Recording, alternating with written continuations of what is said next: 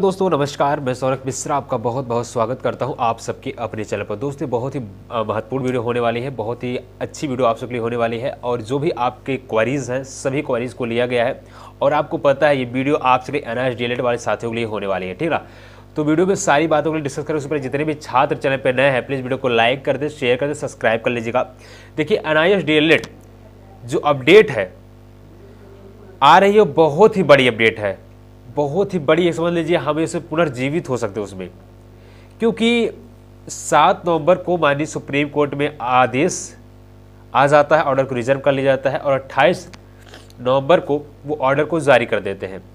उस ऑर्डर में दोस्तों एनआईएस डीएलएड को प्राथमिक से बाहर कर दिया जाता है, ये तर्क देते हुए कि 18 मंथ का है।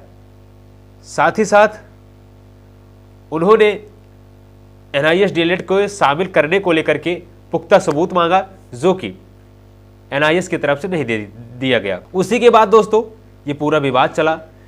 माननीय सुप्रीम कोर्ट प्रशांत मिश्रा जी की बेंच ने एनआईएस डीएलएड के साथियों को, जितने भी लगभग 12 से 14 लाख छात्र थे, उनको बाहर कर दिया। अब दोस्तों जब बाहर किया गया, इसके बाद से कवायद शुरू हो गई कि इन छात्रों को बचाया जा सकता है कि नहीं बचाया जा सकता है। देखिए दोस्तों एक बात आपको बता दिया जाए, एनआईएस डीएलएड और बीएड के बहुत ज्यादा लोग कंपैरिजन कर रहे हैं। देखिए बीएड जो था वो टीजीटी में काम आता है, एलटी ग्रेड बहुत ज्यादा भर्तियों में काम आता है, लेकिन जो डीएलएड है वो डिप्लोमा डिग्री है, वहां पर ये डीएलएड की तरह ही कार्य करता है। बस अंतर हो जाता है कि 18 मंथ वाला चीज को लेकर के, लेकिन कहीं भी ये चीज स्पष्ट रूप से लिखा नहीं गया था 18 मंथ को लेकर के। लेकिन जब मीनाक्षी अरोड़ा जी जो डीएलएड की अधिवक्ता थी, उनके माध्यम से ये बोला जाता है तो जज साहब वही चीज पॉइंट आउट कर लेते हैं और उस लगातार वो निर्णय वाले दिन तक उस चीज को नोटिस करते रहते हैं।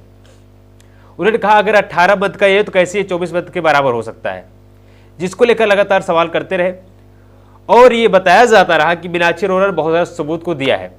लेकिन दोस्तों ऐसा नहीं है, अगर वो सबूत को रखती तो माननीय सुप्रीम कोर्ट या कोई भी कोर्ट हो वो सबूत और आप सबके प्रमाण मांगता है, ठीक ना। जो कि एनआईएस के माध्यम से सबूत देने में थोड़ी बहुत चूक हुई, नहीं दे दिया गया, जिसकी वजह से एनआईएस डीएलएड को बाहर किया गया।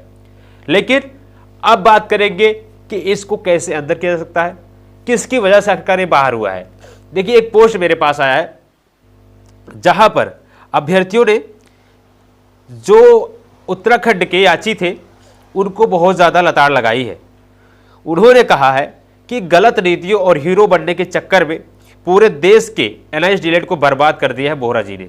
जी बिल्कुल सही बात है, अगर इनका बस चलता 31 अक्टूबर की सुनवाई होने वाली थी, ये करवा लेते, लेकिन पप्पू यादव ने कहा इस सुनवाई को ना करवाई। उनको डाउट था कहीं कहीं एनआईएस डीएलएड बाहर हो सकता है। अगर बाहर होता है तो जो अभी एनआईएस छात्र बीपीएससी टीआरई में नियुक्ति पत्र पा गए हैं, नियुक्ति पत्र भी नहीं पाते, रोक लग जाता है। जिस तरीके से केबीएस नियुक्ति पत्र पर रोक लगा दिया है, देख रहे हैं ना। जो नियुक्ति पत्र बढ़ चुका है, जो कार्य कर रहे हैं, अभी उन तक पहुंचने में बहुत समय लगेगा। उन पर कोई रिट दायर करे, लगातार केस चलेगी तो बहुत समय लगेगा उसमें। लेकिन जो नियुक्ति कराएंगी वो तो अभी से बाहर कर देंगी। जैसे केबीएस में नियुक्ति कराया नहीं था, रिजल्ट जारी किया गया था, फाइनल रिजल्ट जारी किया गया था, उसने अब नियुक्ति देने से रोक कर दिया जिन्होंने एनआईएस डीएलएड के माध्यम से परीक्षा फॉर्म को दिया था और पास हुए हैं। तो बोहरा जी की गलत नीतियों से अभ्यर्थियों को कहना है कि ये हमारा डीएलएड हारा है, तो आपका क्या विचार जरूर बताइएगा, ठीक है। लेकिन अब ये है कि हम अब क्या सकते हैं। अगर आपको ये डाउट है कि हम पुनः केस जीत सकते हैं, कुछ लापरवाही हुई, कुछ अधिवक्ता हमारे गड़बड़ काम किए, हम एक अच्छे अधिवक्ता के साथ फिर से जा सकते हैं, तो आपको करना क्या चाहिए। दोस्तों हमारी सारी चीज़ें बातें हो गई है और लगातार बातों में यही निकल कर आया है कि दोस्तों अब 2-4 अपडेट आपको दिखाएंगे। पहले आप एक पेपर कटिंग देखिए, उसमें दोस्तों अगर आप नोटिस करिए, इसमें लिखा गया है एनआईएस डीएलएड वालों ने इस मामले को सुप्रीम कोर्ट में फैसले के खिलाफ रिव्यू दाखिल करने का निर्णय लिया है। मतलब एनआईएस डीएलएड के छात्रों ने अब इस केस को फिर से सुप्रीम कोर्ट में रिव्यू याचिका डालेंगे। और इसी के साथ साथ यहां आप देख सकते हैं जो नंदन सिंह बोहरा है, फिर से ये रिव्यू याचिका डालेंगे। और यह पूरा प्लान बना लिया गया है कि केंद्र सरकार जिस तरीके से गलतियां किया है, रिव्यू पिटीशन लग सकती है पुनर्याचिका। माननीय सुप्रीम कोर्ट में 12 लाख प्रशिक्षित युवाओं के भविष्य का क्यों किया कि सरकार ने खिलवाड़।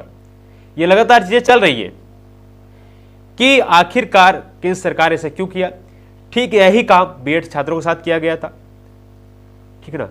लेकिन एनआईएस अगर आप बाहर करने वाले थे तो आपने क्यों कहा कि हाँ यही बिल्कुल वही कार्य करेगा, जिसको लेकर दोस्तों हमारे बहुत सारे छात्र अब सुप्रीम कोर्ट में रिव्यू पिटीशन डालेंगे, रिव्यू याचिका डालेंगे, जिसके माध्यम से पुनर्विचार याचिका, जिसके माध्यम से हमारी चीजों को फिर से सुना जाएगा। रिव्यू पिटीशन होता क्या है, इसमें क्या क्या चीजें हो सकती है, ये भी जानना जरूरी हो जाता है। देखिए बच्चों, रिव्यू मतलब होता है पुनर्विचार याचिका। पिटीशन पुनर्विचार याचिका मतलब जो आपने निर्णय दिया है उसको आप पूर्णतः देखिए, उसको आप निगरानी करिए, फिर से अपनी बातों को रखेंगे, मतलब उस चीज को पुनः देखना, उसे बोलते हैं पुनर्विचार याचिका, रिव्यू पिटीशन। अगर ये चीजें होती हैं तो कहीं ना कहीं जज साहब विवश होंगे, क्योंकि इतनी बड़ी ऑर्डर चीज जारी हो जाना, उसके बाद फिर से रिव्यू करा लेना, ये बड़ी बात होती है। अगर रिव्यू पिटीशन दायर होता है तो इसकी फिर से एक डेट लगेगी, उस डेट में इस पूरे केस को फिर से खंगाला जाएगा, शुरू से लेकर लास्ट तक इसको रिव्यू किया जाएगा, कहां से क्या चीजें गलती तो नहीं हुई है, हमारे निर्णय देने में कोई गलती तो हुई नहीं है, जिसको लेकर के ये रिव्यू पिटीशन डाला जाता है। रिव्यू पिटीशन अगर पूर्णतः फिर से जिस तरीके से कॉपी बच्चों रीचेक करवाया जाता है, ठीक है, रिव्यू याचिका भी होता है, ठीक ना। तो रिव्यू पिटीशन में दोस्तों यही चीजें होंगी, आपकी पूरा जजमेंट को फिर से खंगाला जाएगा, कहीं से जजमेंट देने में कोई गलती तो नहीं हो गई है, कोई पॉइंट मिस तो नहीं हो गया जो हम जजमेंट देते वक्त दे रहे थे। ये सब चीजें रिव्यू याचिका में होगा, और रिव्यू याचिका हमारे लिए बहुत ही रामबाण साबित हो सकती है, क्योंकि एनआईएस डीएलएड कहने से हमारे पास सबूत का भरमार है, और जब प्रमाण पत्र में ये कहीं लिखा नहीं गया 18 मत, तो कैसे जज साहब हम लोग को बाहर कर सकते हैं।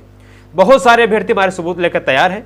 बहरहाल रिव्यू याचिका बस कुछ ही दिनों में पड़ जाएगी। जैसे रिव्यू याचिका पड़ेगी या रिव्यू याचिका कोई भी अपडेट आती है, मैं आपको चैनल के माध्यम से अवगत कराऊंगा, इसलिए जरूर चैनल को सब्सक्राइब करके जुड़े रहिए चैनल के साथ में। जो भी अपडेट आती रहे चैनल के माध्यम से बताया जाएगा। अभी तक की अपडेट यही है कि हमारे अभ्यर्थी पूरा संगठन बना चुके हैं, वो एनआईएस डीएलएड के साथियों को बचाने के लेकर के कोर्ट में पुनः रिव्यू याचिका डालने जा रहे हैं। बहरहाल जब याचिका पड़ेगी, याचिका डालने के लिए जैसे अभ्यर्थी जाएंगे, तुरंत इस चैनल के माध्यम से अपडेट आपको दिया जाएगा। इसलिए जरूर आप चैनल को सब्सक्राइब कर लीजिएगा, वीडियो को लाइक कर दीजिएगा, साथ ही साथ टेलीग्राम चैनल जाइए ज्वाइन कर लीजिए, जो कि लिंक डिस्क्रिप्शन में दिया गया है और कमेंट सेक्शन पर पिन कर दिया गया है। मिले किसी और वीडियो में, तब तक किसी और अपडेट के साथ, तब तक के लिए धन्यवाद। जय हिंद, वंदे मातरम। वीडियो को like share subscribe Telegram channel जरूर ज्वाइन करिएगा। धन्यवाद।